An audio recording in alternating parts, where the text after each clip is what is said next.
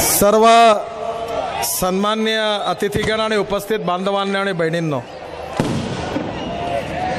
इथल्या जिल्हाधिकाऱ्यांनी शहरात हेलिकॉप्टर उतरण्याची परवानगी न दिल्यामुळे मला विमानतळावर जायला आणि यायला 20 मिनिटं जायला आणि 20 मिनिटं यायला लागणार आहे आणि 6 वाजायच्या आत इथून उडायला पाहिजे, नाही तर अंधार पडणार आहे. म्हणून मी 5 मिनिटं तुमच्याकरता आलो आहे.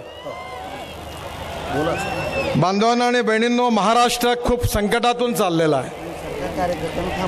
3 लाख कोटी रुपयाचं कर्ज महाराष्ट्रावर आहे. 70,000 कोटी रुपये सिंचनावर खर्च झालेले आहे, पण महाराष्ट्राचा मात्र विकास झाला नाही.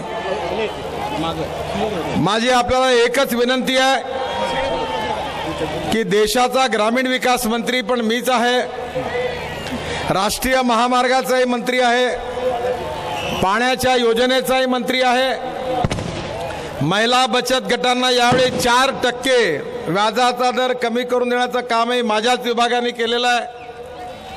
आणि म्हणून माझी आपल्याला एकच विनंती आहे की या मतदारसंघातून भारतीय जनता पार्टीचे आमचे तरुण उमेदवार शैलेश लाहोटी यांना आपण प्रचंड मताने विजयी करा.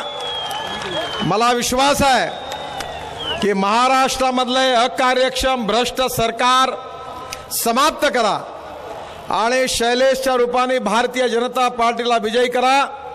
मी तुम्हाला विश्वासाने सांगतो की आम्ही पूर्णपणे लातूर जिल्ह्याचा विकास केल्याशिवाय राहणार नाही, हा शब्द देण्याकरता मी आपल्याकडे आलेलो आहे. तुम्हाला माहिती आहे की लोड शेडिंग आता सध्या सुरू आहे, अनेक कामं बंद पडलेली आहे, पण आमचं सरकार आल्यानंतर महाराष्ट्रातलं लोड शेडिंग आम्ही रद्द करू आणि तुम्हाला 24 तास वीज मिळेल, हा देखील विश्वास मी आपल्या सगळ्यांना देऊ इच्छितो.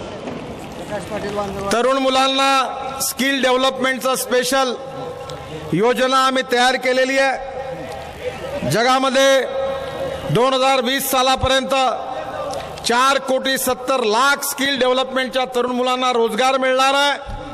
आम्ही दरवर्षी 2,000 कोटी रुपये खर्च करून 25 लाख ग्रामीण भागातल्या तरुण मुलांच्या हाताला रोजगार देण्याचा निर्णय केलेला आहे.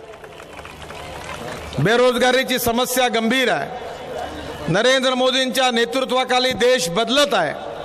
माझी आपल्याला विनंती आहे की देशाला आता विकासाचं इंजिन गतीने लागलेलं आहे, देश बदलत चाललेला आहे, जगात भारताची किंमत वाढलेली आहे. अशा स्थितीमध्ये महाराष्ट्रामध्ये भारतीय जनता पार्टीचं सरकार आलं आणि देशाच्या विकासाच्या या यात्रेला महाराष्ट्राचं डबल इंजिन जर लागलं तर जे 25 वर्षात नाही झालं ते 5 वर्षात महाराष्ट्रात झाल्याशिवाय राहणार नाही. आपण शैलेश लाहोटी यांना विजयी करावं, त्यांना आपली सेवा करण्याची संधी द्यावी आणि आपण एवढ्या मोठ्या संख्येने उपस्थित आहात याचा अर्थ आहे की त्यांचा विजय निश्चित आहे. भारत माता की, भारत माता की.